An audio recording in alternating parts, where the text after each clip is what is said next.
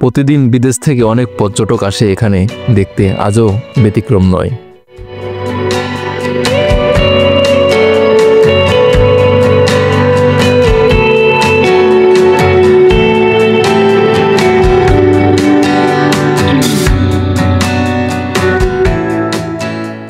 হস্তশিল্পের এই গহনাগুলো কিন্তু বেশ দারুণ ছিল।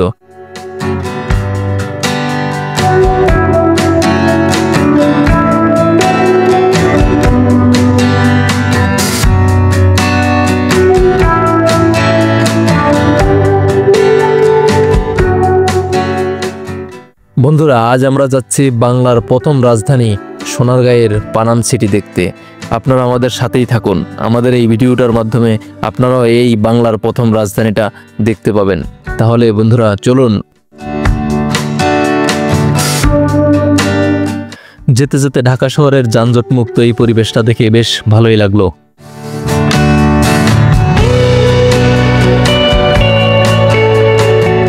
উঁচু উঁচু দালানের মাঝখান দিয়ে বয়ে যাওয়া মেওয়ার হানিফ ফ্লাইওভারের যানজটমুক্ত পরিবেশটা দেখে আজকে বেশ ভালোই লাগলো।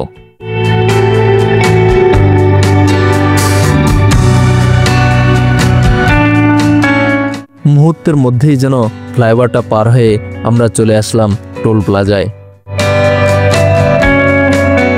আপনারা কেউ যেতে চাইলে খুব সহজেই গুলিস্তান থেকে বাদন পরিবহনে করে এই সোনারগাঁয়ের পানাম সিটি থেকে ঘুরে আসতে পারেন। যেহেতু আমি বাইক নিয়ে একা একা যাচ্ছি, সেই জন্য এই আঙ্কেল থেকে একটু পথ সম্পর্কে জেনে নিলাম। চলতে চলতে আমরা চলে আসলাম সোনারগাঁয়ের লোকশিল্প জাদুঘরের সামনে। খুব শীঘ্রই আপনাদেরকে এই জাদুঘরটিও ঘুরে দেখাবো। আমাদের সামনে বাদন পরিবহনের একটি বাস দেখতে পাচ্ছি। আপনারা চাইলে বাসে করেও ঘুরে আসতে পারেন। যেতে যেতে গ্রামীণ পরিবেশ এবং ধুলাবালি মুক্ত বাতাসে মনটা ভরে গেল। সামনে গিয়ে এক অটোওয়ালা মামাকে জিজ্ঞেস করলাম, তিনি বললেন এখানেই পানাম নগরী। ডান দিকে তাকিয়ে আমি তো অবাক হয়ে গেলাম। আমি চলে আসলাম বাংলার প্রথম রাজধানীতে। আমার বিশ্বাসই হচ্ছে না এটা ছিল বাংলার প্রথম রাজধানী। প্রতিদিন বিদেশ থেকে অনেক পর্যটক আসে এখানে দেখতে, আজও ব্যতিক্রম নয়। এই নগরীটা ঘুরতে আসার আগে আমাদের স্ক্রিন থেকে এর সময়সূচিটা ভালোভাবে দেখে নেবেন।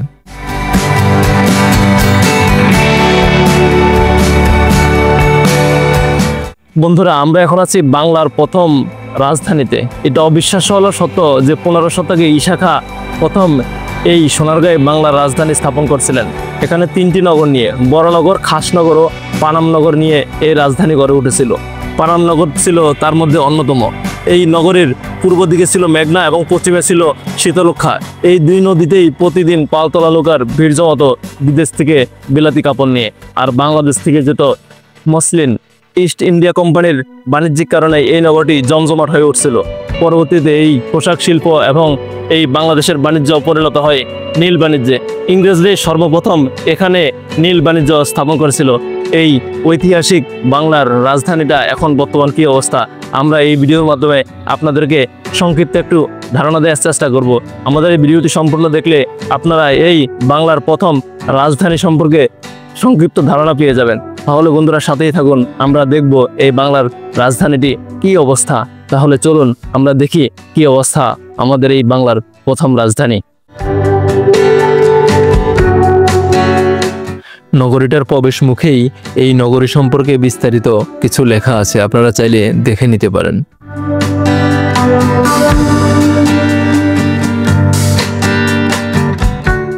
নগরীতে প্রবেশদ্বারের ডান পাশের ফুলের বাগানটি খুব সুন্দর ছিল। একসময়ে যে জায়গাটা ছিল জমজমাট ব্যবসার কেন্দ্র, আজ সেই বিল্ডিংগুলো এখন পরিত্যক্ত। কালের সাক্ষী হয়ে দাঁড়িয়ে আছে শত শত বছরের পুরাতন সেই ভবনগুলো।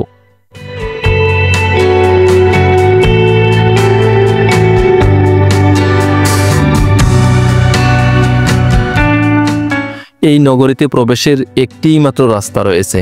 এই রাস্তার দুপাশেই বিল্ডিংগুলো দাঁড়িয়ে আছে। পানামে টিকে থাকা বাড়িগুলোর মধ্যে 52টি বাড়ি উল্লেখযোগ্য। পানাম সড়কের উত্তর পাশে 31টি আর দক্ষিণ পাশে 21টি বাড়ি রয়েছে। বাড়িগুলোর অধিকাংশই আয়তাকার আকৃতির।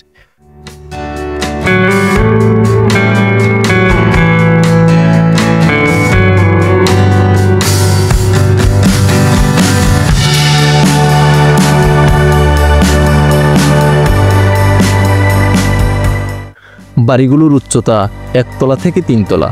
বাড়িগুলোর স্থাপত্যে ঔপনিবেশিকতা ছাড়াও মুঘল, গ্রিক ও গান্ধাররা স্থাপত্য শৈলীর সাথে স্থানীয় কারিগরদের শিল্পকুশলতার অপূর্ব সংমিশ্রণ দেখা যায়। ভাবতেই অবাক লাগে, আমি যেখানে দাঁড়িয়ে আছি এখানেই বাংলার স্বাধীন রাজা ঈশা খাঁর পদচারণা ছিল এই নগরীতে।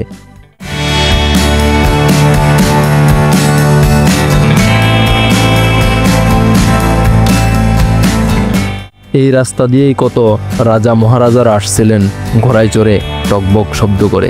আজ সবই শূন্যতা। মূলত পানাম ছিল বাংলার সেই সময়কার ধনী ব্যবসায়ীদের বসতক্ষেত্র। ব্যবসায়ীদের ব্যবসা ছিল ঢাকা কলকাতা জুড়ে। তারাই গড়ে তোলেন এই বিশাল নগর।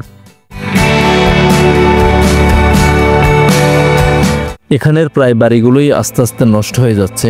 সম্পূর্ণ টিকে আছে এমন বাড়ির সংখ্যা প্রায় 40টি। একটি বাড়িতে বিশাল নাচঘর পর্যন্ত টিকে আছে, যার চারদিকে একতলা ও দোতলা দর্শকের বসার স্থানও আছে, কিন্তু তালাবদ্ধ থাকার কারণে আপনাদেরকে সেই বাড়িটি দেখাতে পারলাম না।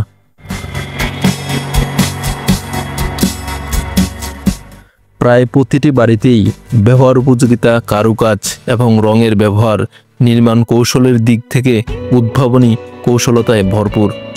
ইটের সঙ্গে ব্যবহার করা হয়েছে ঢালাই লোহার তৈরি ব্রাকেট, ভেন্টিলেটর আর জানালার গ্রিল। মেঝেতে রয়েছে লাল, সাদা, কালো মোজাইকের কারুকাজ।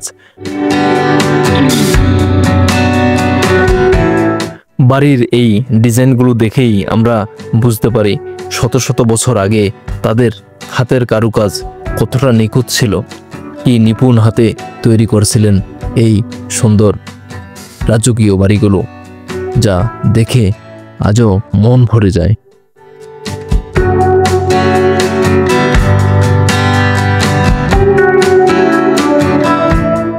বন্ধুরা, দূর থেকে আপনারা এই বাড়ির নকশাগুলো ভালোভাবে দেখতে পাবেন না, তাই আমরা জুম করে দেখাচ্ছি। দেখুন, শত শত বছর পরেও এর নকশাগুলো কি অক্ষয়ভাবে এখনো রয়েছে। কেমন দারুণ দেখতে হয়, কি সুন্দর ডিজাইন, কি কারুকাজ।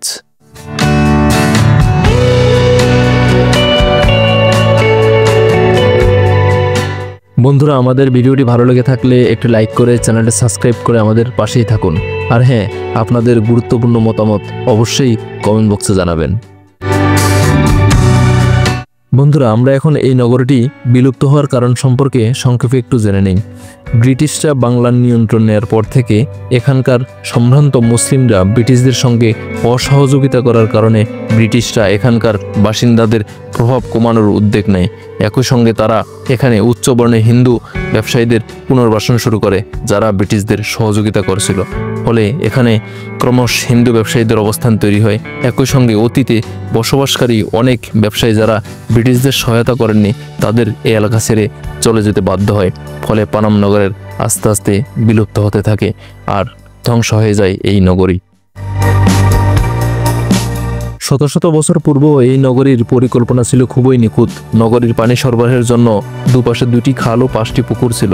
প্রায় প্রতিটি বাড়িতে ছিল কূপ বা কুয়া। নগরীতে জলাবদ্ধতা মুক্ত রাখার জন্য এই বাড়িগুলো খালের দিকে ঢালু করে রাখা হয়েছিল। যেই পুলটি দেখতে পাচ্ছেন, এই পুলটির নাম হচ্ছে পানাম দুলালপুর পুল। পঙ্খিরাজ খালের উপর 17 শতকে এই পুলটি নির্মাণ করেছিল, যা আমিনপুর ও দুলালপুর গ্রামের সংযোগ রক্ষা করেছিল।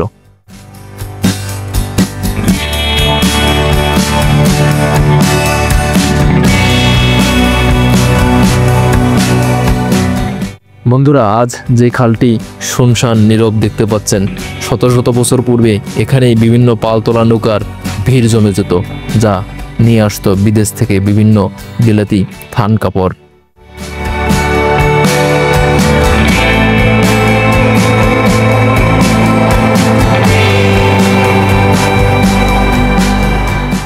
বন্ধুরা, আপনারা ঘুরতে আসলে এই নগরটির পাশেই রয়েছে ছোট ছোট কিছু দোকান, যেই দোকানগুলোতে হস্তশিল্পের বিভিন্ন রং বেরঙের জিনিস রয়েছে, যা দেখতে বেশ সুন্দর। সচরাচর এই জিনিসগুলো পাওয়া যায় না। দেখেন, হাতের কারুকাজ করা বিভিন্ন ব্যাগ, বিভিন্ন শোপিস, বেশ দারুণ।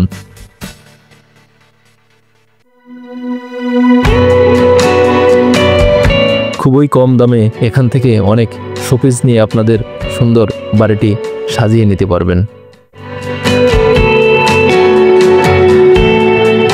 বন্ধুরা, আপনারা যখন ঘুরতে আসবেন একটু সময় নিয়ে আসবেন, তাহলে এই নগরীটির পাশেই রয়েছে সোনারগাঁও লোকশিল্প জাদুঘর। সেক্ষেত্রে আপনারা একসাথে দুইটি জায়গা ঘুরে যেতে পারবেন, আপনাদের বেশ ভালো লাগবে। এখানে যে বক্সগুলো দেখতে পাচ্ছেন, ঠিক এমন বক্সে করেই আগের মানুষগুলো তাদের মূল্যবান জিনিসপত্র যত্ন করে রেখে দিতেন।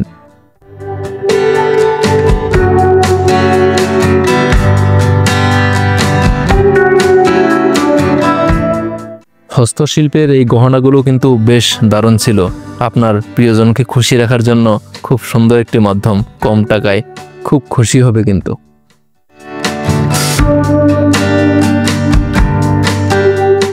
বন্ধুরা, তাহলে আজ এখানেই বিদায় নিচ্ছি সোনারগাঁয়ের পানাম সিটি থেকে, বাংলার প্রথম রাজধানী থেকে। দেখা হবে নতুন কোনো ভিডিওতে, নতুন কোনো সময়। ভালো থাকবেন সবাই, অনেক ভালো থাকবেন, আমাদের জন্য দোয়া করবেন।